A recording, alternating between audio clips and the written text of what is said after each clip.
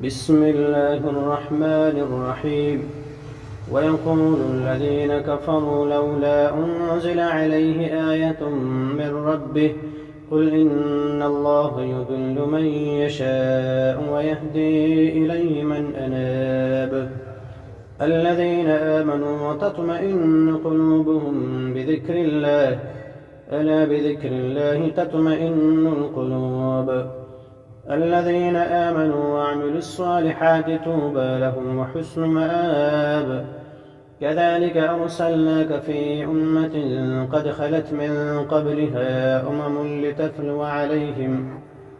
لتتلو عليهم الذي أوحينا إليك وهم يكفرون بالرحمن قل هو ربي لا إله إلا هو عليه توكلت وإليه متاب ولو أن قرآنا سيرت به الجبال أو قطعت به الأرض أو كلم به الموتى بل لله الأمر جميعا أفلم ييأس الذين آمنوا أن لو يشاء الله لهدى الناس جميعا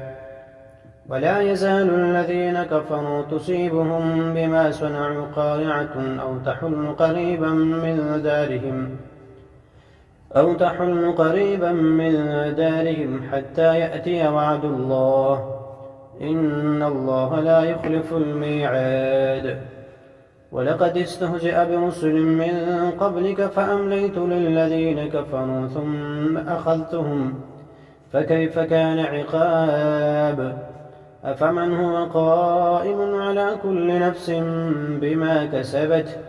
وجعلوا لله شركاء قل سموهم أم تنبئونه بما لا يعلم في الأرض أم بظاهر من القول بل زين للذين كفروا مكرهم وصدوا عن السبيل ومن يضلل الله فما له من هاد لهم عذاب في الحياة الدنيا ولعذاب الآخرة أشق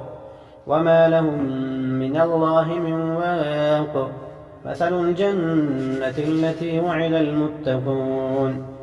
تجري من تحتها الأنهار أكلها دائم وظلها تلك عقبى الذين اتقوا وعقبى الكافرين النار والذين آتيناهم الكتاب يفرحون بما أنزل إليك ومن الأحزاب من ينكر بعضه قل إنما أمرت أن أعبد الله ولا أشرك به إليه أدعو وإليه مآب وكذلك أنزلناه حكما عربيا ولئن اتبعت أهواءهم بعدما جاءك من العلم ما لك من الله من ولي ولا واق